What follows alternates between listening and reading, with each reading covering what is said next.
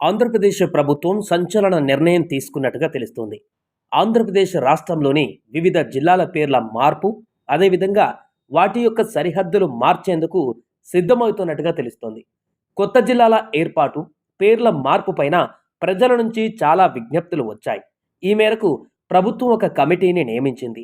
7 మంత్రులతో ఒక ఉపసంఘాన్ని ఏర్పాటు చేశారు. ఈ కమిటీలో అనగాని సత్యప్రసాద్, పి నారాయణ, వంగలపూడి అనిత, బీసీ జనార్దన్ రెడ్డి, నిమ్మల రామానాయుడు, నాదెండ్ల మనోహర్, సత్యకుమార్ యాదవ్ సభ్యులుగా ఉన్నారు. రెవెన్యూ శాఖ ప్రత్యేక ప్రధాన కార్యదర్శి కన్వీనర్గా ఉంటారు. ఈ కమిటీ పేర్లు సరిహద్దులు మార్చడం వల్ల పరిపాలన మెరుగుపడుతుందా లేదా అనేది పరిశీలిస్తుంది. పేర్లు సరిహద్దులు మార్చడం సాధ్యమా కాదా అని ఈ కమిటీ చూస్తుంది. జిల్లాల సరిహద్దులలో ఉన్న సమస్యలను కూడా పరిష్కరిస్తుంది. ముఖ్యంగా జిల్లాల పేర్లు మార్చేటప్పుడు ఆ ప్రాంత చరిత్ర, సంస్కృతిని పరిగణలోకి తీసుకుంటారు. అన్ని ప్రాంతాలు సమానంగా అభివృద్ధి చెందేలా చూస్తారు. ప్రాంతాల మధ్య సమతుల్యతను కాపాడతారు. ఈ విషయాలన్నీ దృష్టిలో ఉంచుకొని కమిటీ ప్రభుత్వానికి సూచనలు చేస్తుంది. సరిహద్దులు పేర్లు మార్పునకు సంబంధించి సూచనలు చేస్తుందని చెబుతుంది ప్రభుత్వం. సరిహద్దుల మార్పులు చేర్పులపై అధ్యయనం చేస్తోంది. పరిపాలనా సౌలభ్యం కోసం తీసుకోవలసిన చర్యలపై ప్రభుత్వానికి సూచనలు చేస్తోంది. ప్రాంతాల మధ్య సామాజిక, ఆర్థిక అంతరాలు లేకుండా చూడాలి. జనాభా సంఖ్య, భౌగోళిక పరిస్థితులను కూడా పరిగణించాలి. ప్రజలు, ప్రజాప్రతినిధుల నుండి వచ్చిన సూచనలను, అభ్యంతరాలను పరిగణలోకి తీసుకోవాలని ప్రభుత్వం తెలిపింది. అంతేకాకుండా ప్రతి జిల్లా క్వార్టర్ ఆ జిల్లా పరిధిలో ఉండేటువంటి మారుమూల ప్రాంతానికి కూడా అందుబాటులో ఉండేలా చూసుకునేందుకు ఈ కమిటీ చూస్తుంది. ఈ కారణంగానే సరిహద్దులను ఎంచుకునేటువంటి ప్రక్రియను ముందుకు తీసుకువెళుతుంది. గత ప్రభుత్వం 2022లో లోక్సభ స్థానాల ప్రకారం జిల్లాలను మార్చింది. 13 జిల్లాలు ఇప్పుడు 26గా మారాయి. ఈ జిల్లాల విభజన పైన కొన్ని అభ్యంతరాలు వచ్చాయి. మంత్రులు, ఎంపీలు కూడా అసంతృప్తి వ్యక్తం చేశారు.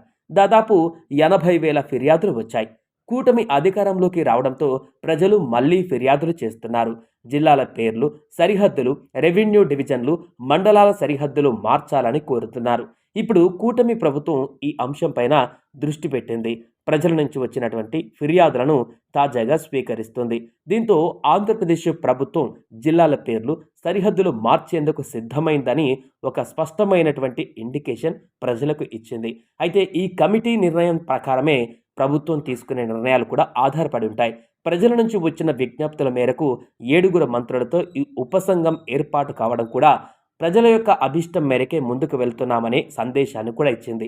ఈ కమిటీ జిల్లాల పేర్లు, సరిహద్దుల మార్పు సాధ్యమా కాదా అని ఫస్ట్ పరిశీలిస్తోంది. అంతేకాకుండా ఏదేది పాజిటివిటీ ఉన్నాయి, ఎక్కడెక్కడ సరిహద్దులు ఉన్నాయి, జిల్లాల యొక్క పూర్తి వివరాలను సేకరించి ఆ జిల్లాలకు ఉన్నటువంటి ప్రాధాన్యత, ప్రజల అభిప్రాయాలతో పాటు అన్ని కోణాలలో కూడా ఆలోచించి ఈ కమిటీ నిర్ణయాలను తీసుకొని ఆ ఫిర్యాదు వచ్చినటువంటి వాటన్నిటిని కూడా క్రోడీకరించి పూర్తిగా ఈ నివేదికను ప్రభుత్వానికి అందిస్తుంది.